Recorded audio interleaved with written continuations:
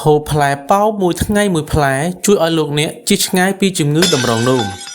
បាទអូនពូមីងអ្នកខ្លះដែលកំពុងតែមានបញ្ហាតម្រងនោមបងប្អូនណាបាទប្រើផលិតផលច្រើនជាបាលជាច្រើនកន្លែងច្រើនទីតាំងហើយមិនទាន់បានធូរមិនទាន់បានជាបាទអញ្ចឹងកុំអាចអស់សង្ឃឹមសម្រាប់ផលិតផលខាងមុខខ្ញុំនេះគឺឲ្យឈ្មោះថាឱសថបុរាណខាខូធីលគឺជាផលិតផលរបស់ប្រទេសឥណ្ឌាបាទពូកែល្អលេខ1ខ្លាំងមែនទែនទៅលើការព្យាបាលបញ្ហាតម្រងនោមរបស់អូនលោកស្រីឆាតមកក្នុងเพจឥឡូវនេះឬក៏ខលមកឥឡូវនេះដើម្បីទទួលបានការបញ្ចុះតម្លៃពិសេសជូនផងដែរសម្រាប់50អ្នកដំបូង ផ្លែប៉ោមវាមានច្រើនប្រភេទណាស់ប៉ុន្តែយើងបានញ៉ាំតែប្រមាណប្រភេទប៉ុណ្ណោះដែលមានលក់នៅក្នុងទីផ្សារតែទោះបីជាយ៉ាងណាទោះប្រភេទណាក៏ដោយ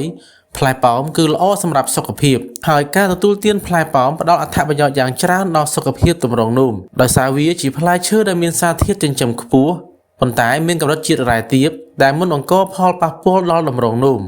ខាងក្រោមនេះជាអត្ថប្រយោជន៍សំខាន់ៗរបស់ផ្លែប៉ោមដែលល្អចំពោះតម្រងនោមទី1 កម្រិតប៉ូតាស្យូមនិងផូស្វ័រទាបផ្លែប៉ោមមានជាតិប៉ូតាស្យូមផូស្វ័រនិងសូដ្យូមកម្រិតទាបបំផុតដែលធ្វើឲ្យវាជាជម្រើសដ៏ល្អសម្រាប់អ្នកដែលមានបញ្ហាតម្រងនោមទី2សម្បូរទៅដោយជាតិសរសៃ Fiber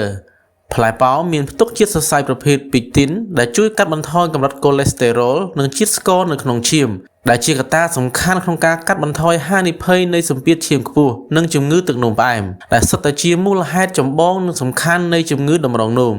ទី3មានសារធាតុប្រឆាំងនឹងអុកស៊ីតកម្មក្នុងផ្លែប៉ោមមានសារធាតុប្រឆាំងអុកស៊ីតកម្មនិងសមាសធាតុប្រឆាំងការរលាកជួយការពារកោសិកាតម្រងនោមពីការខូចខាតនិងជួយឲ្យមុខងារតម្រងនោមដំណើរការបានយ៉ាងល្អ